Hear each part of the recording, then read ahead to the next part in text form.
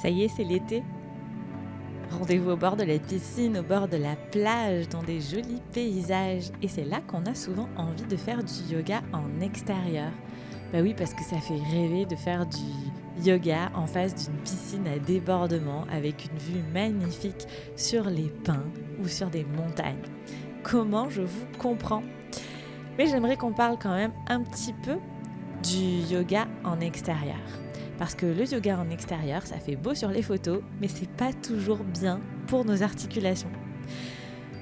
Je me souviens en sortie du premier confinement, quand on a pu redonner des cours de yoga en extérieur uniquement, tous mes élèves m'ont dit « Ah Marion, on peut faire du yoga en extérieur ?» Alors moi, j'étais pas trop pour, mais comme ça faisait longtemps que on s'était pas vu, j'ai dit oui. Et puis, au bout de 2 cours, ils m'ont tous dit « Quand est-ce qu'on peut rentrer dans la salle ? Parce qu'en fait, c'est pas top le cours de yoga en extérieur. » Alors pourquoi faire un cours de yoga en extérieur ? Ça fait beau sur les photos, mais c'est pas toujours à la hauteur de nos espérances. Déjà, à cause du soleil et des moustiques.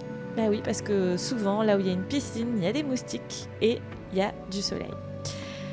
Alors, tu me diras, on peut toujours se mettre à l'ombre, en effet, et on peut toujours mettre de l'anti-moustique. En effet, c'est la solution.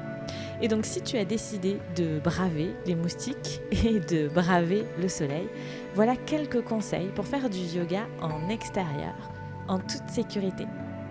Bah oui, parce que le yoga en extérieur, c'est super, mais ça peut faire mal aux articulations, notamment si tu fais ça dans le sable ou si tu fais ça dans de l'herbe. Parce qu'un sol pas plat, ça veut dire que dans ton chien tête en bas ou dans des postures debout, par exemple debout sur un pied, tu vas demander à tes articulations de compenser le fait que le sol ne soit pas plat. Et c'est là que on commence à avoir un petit peu mal aux poignets au bout de 2-3 chiens tête en bas dans du sable, ou bien qu'on commence à avoir un petit peu mal aux chevilles au bout de 1 ou 2 arbres sur le gazon. Alors voilà, si tu veux faire du yoga en extérieur, je te conseille vraiment de trouver un sol qui est plat. Et l'idéal, c'est la terrasse en teck, c'est la terrasse en bois du bord de la piscine, parce que en général, c'est relativement plat. Alors sauf si c'est une terrasse qui a été défoncée par les pins des Landes, là ça marche pas, tu auras compris mon raisonnement. Mais la terrasse en teck, c'est top. Le carrelage ou les dalles en bord de piscine, ça marche aussi. Mais surtout, essaye de trouver un endroit pour faire du yoga en extérieur avec un sol plat. Un dernier petit avertissement, je te parle d'expérience. Suivant où tu décides de faire du yoga, si par exemple c'est sur une plateforme que tu as rencontrée au cours d'une randonnée, que tu te dis que ce serait bien de faire un cours de yoga là, fais attention à ne pas être trop proche du vide. J'entends par là que quand on a la tête en bas, ou quand on fait du yoga en extérieur, on a beaucoup moins de repères visuels. Et notamment, s'il y a quelques nuages dans le ciel au-dessus de notre tête bouge. C'est pas comme un plafond fixe. En plus, s'il y a du vent, les arbres autour de nous, par exemple, peuvent bouger également. Et ça fait pas pareil que dans une salle de yoga. Et avec un ciel qui bouge, avec un environnement autour de nous qui bouge, les équilibres sont un petit peu plus difficiles à tenir.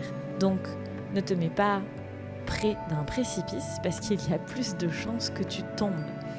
Alors comme ça, tu te dis que peut-être que c'est un petit peu idiot ce que je te raconte, mais c'est vraiment du vécu. Alors ok, c'était pour tourner des vidéos de yoga dans des décors somptueux, mais vraiment attention de ne pas te mettre trop proche du vide parce que l'équilibre est plus précaire quand on est en extérieur et que ça bouge autour de nous.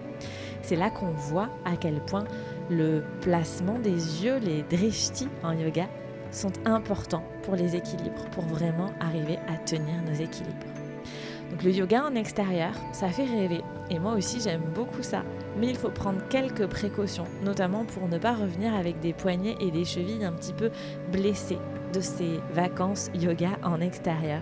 Donc trouve un sol plat, vraiment, c'est mon conseil. Le yoga dans le sable, c'est difficile pour les articulations.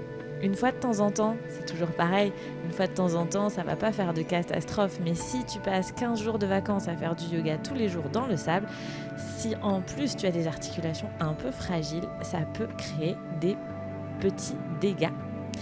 Voilà, tu sais tout sur comment faire du yoga en extérieur pendant tes vacances, en toute sécurité, en étant bien protégé. Et comme toujours, si tu as besoin de soutien, si tu as besoin d'être soutenu par des vidéos de cours de yoga, il y a la médiathèque de l'Alchimie des Corps, ma plateforme de cours de yoga en ligne, où il y a une à deux nouvelles vidéos toutes les semaines pour faire du yoga en toute sécurité sans se blesser. Et tu l'auras compris, certaines vidéos sont tournées en extérieur, mais loin des précipices, puisque maintenant j'ai cette expérience. Je ne fais pas les mêmes erreurs qu'avant. Je vais faire une petite pause sur le podcast. Il n'y aura pas de nouveaux épisodes sur le podcast avant le vendredi 16 août. Je coupe pendant un petit mois, mais par contre, je serai présente sur Instagram.